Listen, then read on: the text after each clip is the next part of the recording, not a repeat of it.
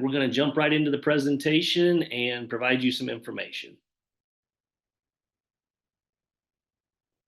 So what is Prop R? It's a $150 million no tax rate increase. Basically, these funds are going to be used to improve some of our facilities that, for they're kind of ending their life's use. They haven't had a lot of dollars put into them in the past. And so it's time for us to kind of bring those buildings back into them. A lot of our buildings are 60, 70 years old. This will not increase the debt service tax rate. As I stated on the previous slide, it'll stay at 0.833. Next slide, please.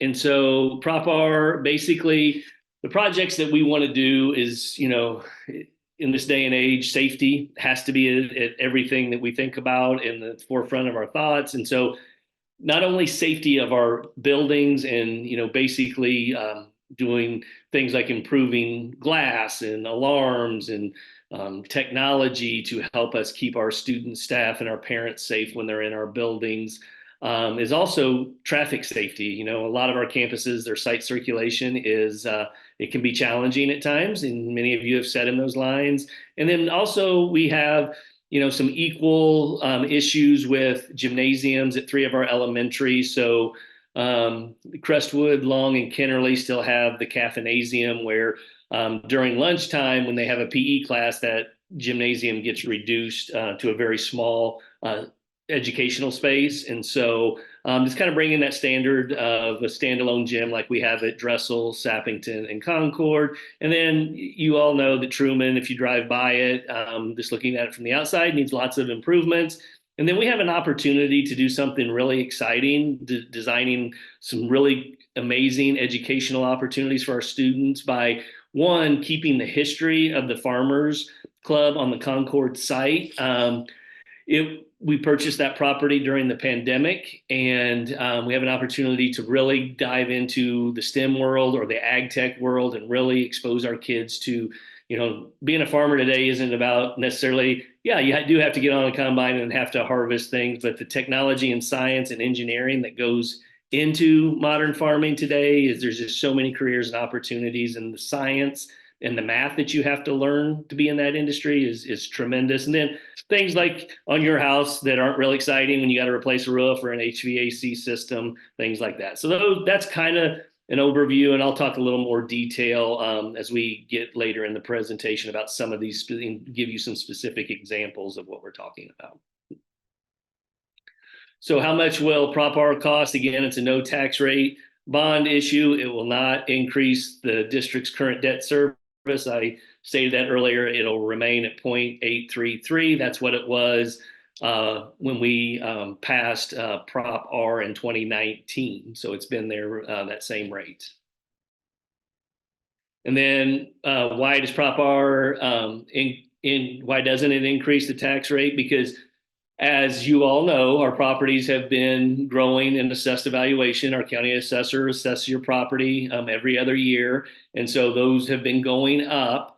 And we've also been paying down our debt. So that's what's created this amount that we can get financing for, and keeping the debt service rate at 0.833. And then also, you all remember during the pandemic, the interest rates were at 0. We really took advantage of that opportunity and refinanced some of our debt at lower interest rates to save the district millions of dollars. And, we have a very good credit rating. And so we can get these funds at a very competitive interest rate. Next slide. And so just looking at this, you can see the 1-year growth last year was 11.2. But as you go down there, I want you to look at the bottom. That's the 20-year, and that's 3.3. And then the 10-year is almost 5. And so when we decided to say, all right, how much money can we leverage working with our financial advisors?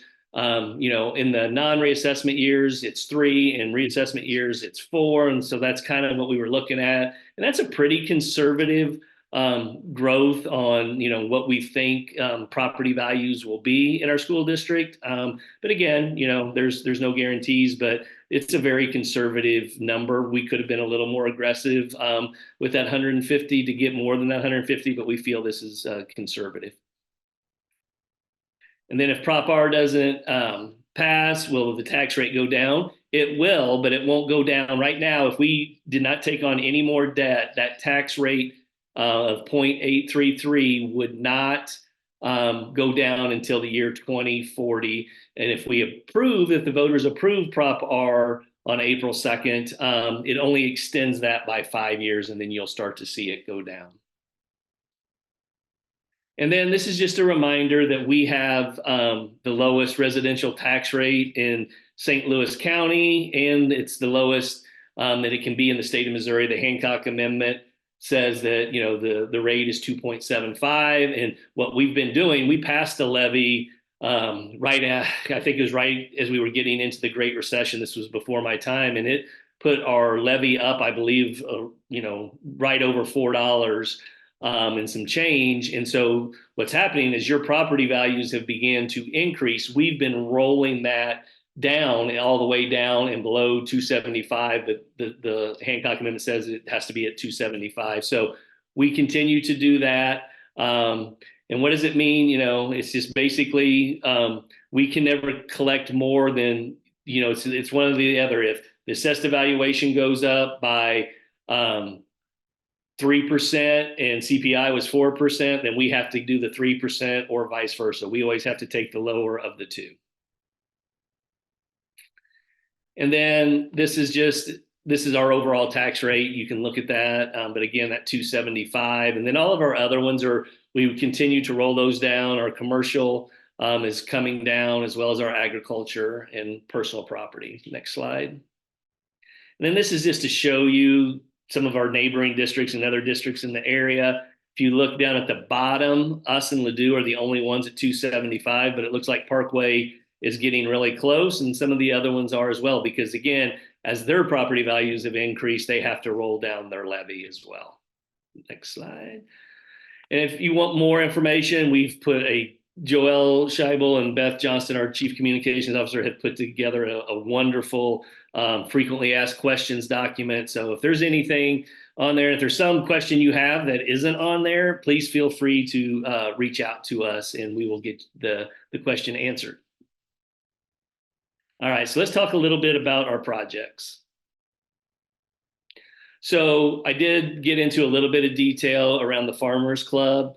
It's going to be a pre-K ag tech STEM learning center, and we're really excited about this. We've had a couple visioning meetings already with some local industry. The Danforth folks have been at the table with us, and then other people in the ag tech industry. And we're really excited about those opportunities that we're going to be able to design some really relevant learning experiences for our students tied to our Missouri learning standards. This is what our students, the state of Missouri says you have to learn, and these are the standards, but we can take those standards and apply them into this ag tech STEM world, and we're really excited about that opportunity. Next slide. And then here's just a picture. We found this as we began to do our research on this project, and this is the original mission statement. In 1883, they developed this. We believe this mission statement fits this program and what we want to do and the experiences we want to design for our students on this property. And then these are just some of those examples that you will see. Like here's a third grade example. I'm not going to read all of these, but you're going to see on the next page, it gets all the way there. You can see you could go to the farm, and we're guessing somewhere between 175 to 200 students every single day of the week being on that property. And you'll be able to see kindergartners, they will have a responsibility on the farm, and you could see, Dressel kindergartners and Sappington kindergartners being there and working and doing things. And then you could have seniors in high school there managing, because we envision like having a store where we're selling things out of it. We could, so you could have seniors doing that, the marketing kids at the high school, the marketing class. So we just see this as a great community kind of thing. And also, as a community as a whole, we want to be able to open this up and provide opportunities to bring our whole community together. And the history around this property is that's where they went. This was their social during that time in St. Louis. This was the social club. This is where families went and met and did their things. And we envision like a farmer's market on Saturdays. We see it connected to community ed, where in the summertime you can sign your kid up to do a week-long camp at the farm. And so we just see lots of opportunities there. There's some things that I think is really important about this budget of this property is that we're going to budget. Well, actually, let's go to the next slide, Beth, and I'll look at those pictures. So this is kind of what we envision. It's not, I mean, it's going to be shaped like a barn like that, but it's not going to be that fancy, but it kind of gives you an idea of how we'd lay the property out and all of those things. And then this is a good aerial view. I will just, while we're on this slide, note that drive there on the back, on the west side of the picture there, or the far west side, those cars are actually heading towards Sperring Middle School. They're heading east there. But that drive is going to help us relieve a lot of traffic on Concord School Road, and I'll talk about that a little bit later. But that gives you a good view of kind of how the farm potentially could lay out.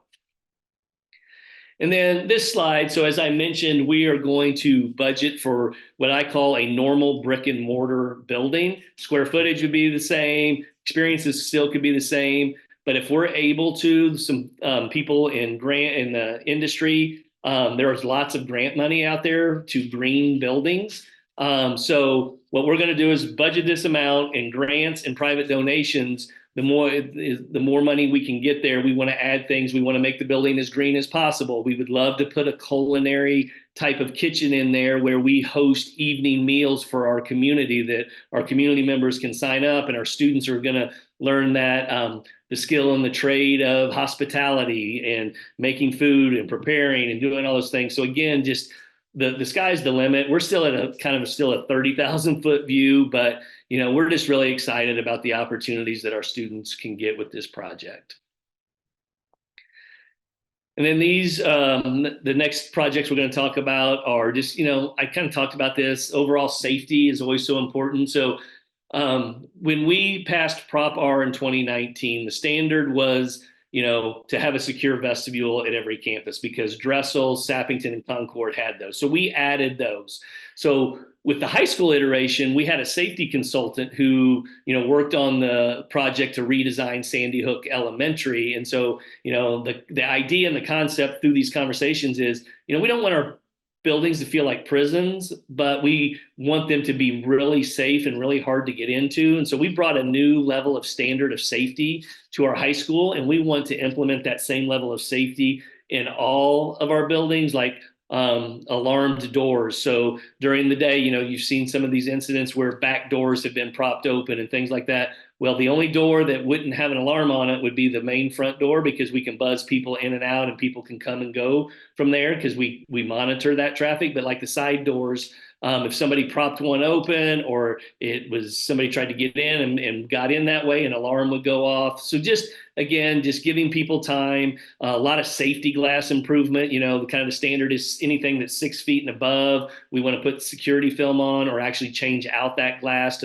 to ballistic rated glass. And then life safety in a lot of our buildings, the intercom system, the fire, all of that is original. It's some of that is not ever been replaced. And, that's an important part in a safety thing, is being able to communicate effectively. And so, just doing these kinds of things overall to our buildings to make them really hard to get into, but they still feel like a warm, inviting place for our community to come, and our students to come, and teachers to come every day.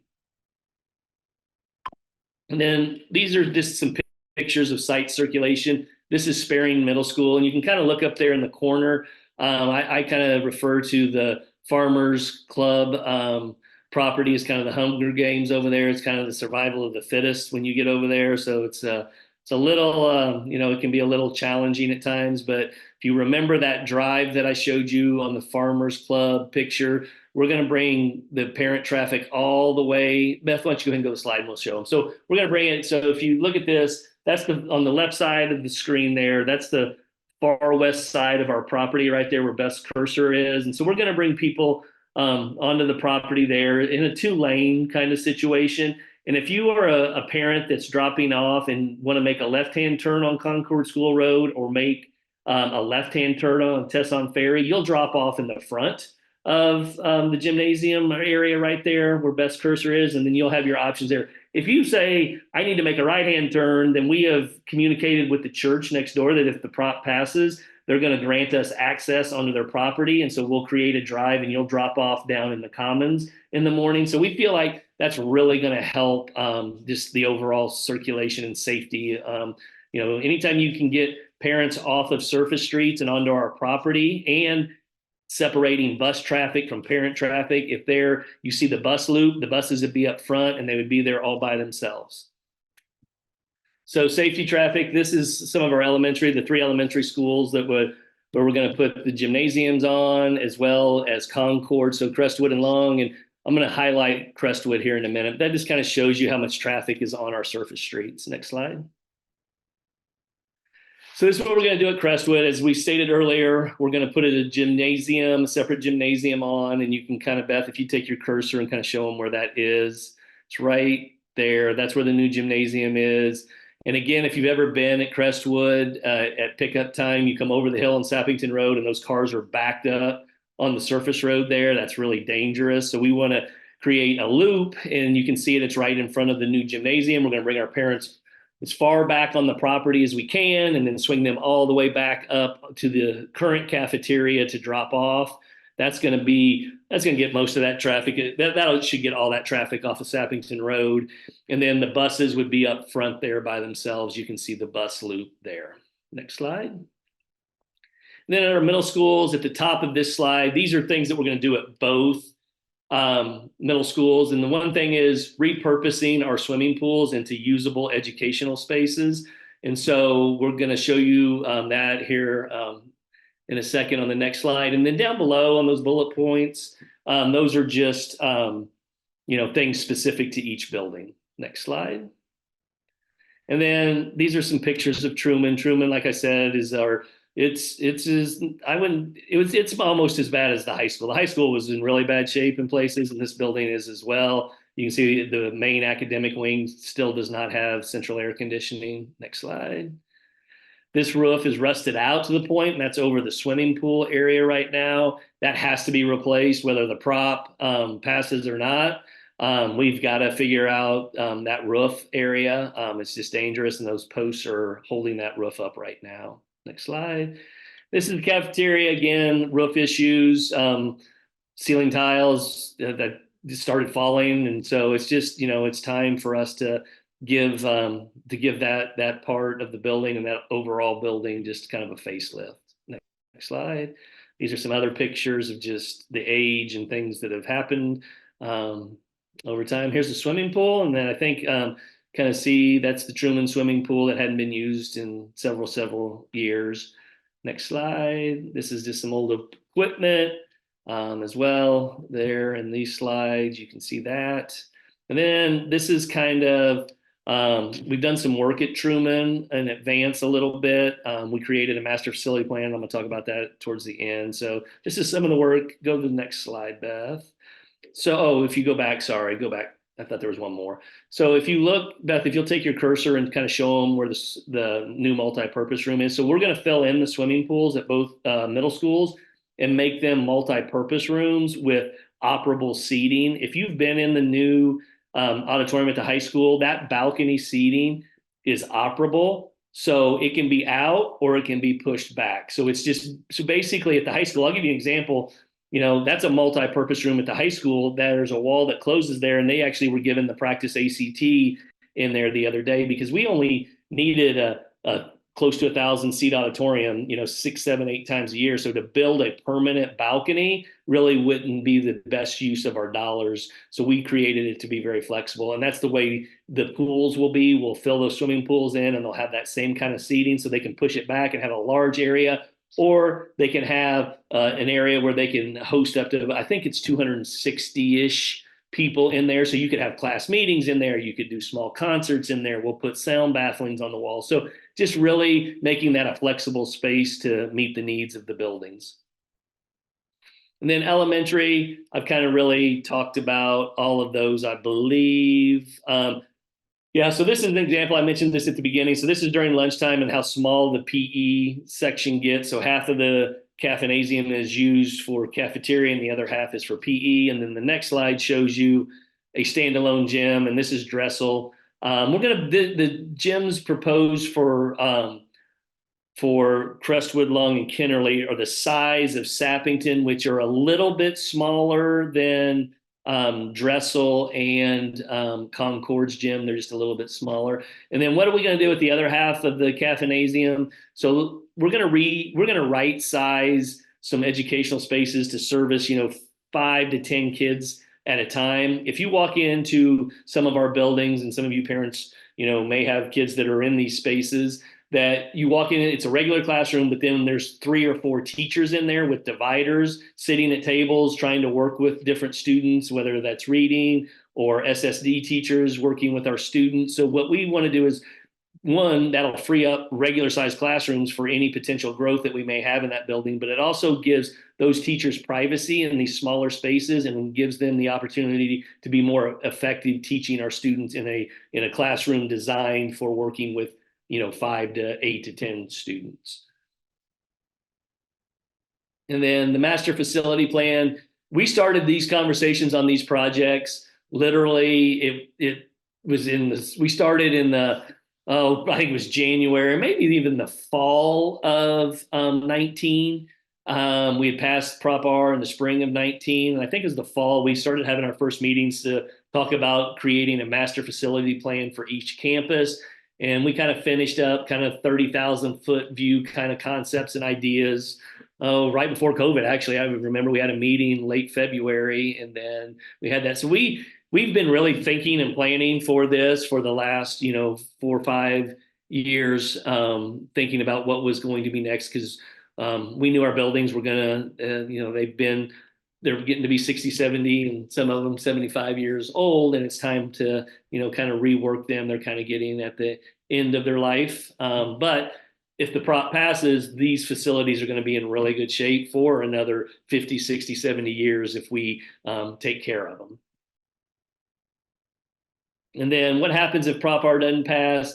We are going to have to do some things, and I'll just use the roof as an example. At Truman, we're going to have to fix that. If we don't have bond dollars or the prop doesn't pass, that has to come out of general fund, and that takes money away from, basically, lack of a better word, out of classrooms. So it'll hurt us as far as compensation goes, student programs, professional learning, those kinds of things, because dollars will have to be spent towards those capital kinds of improvements.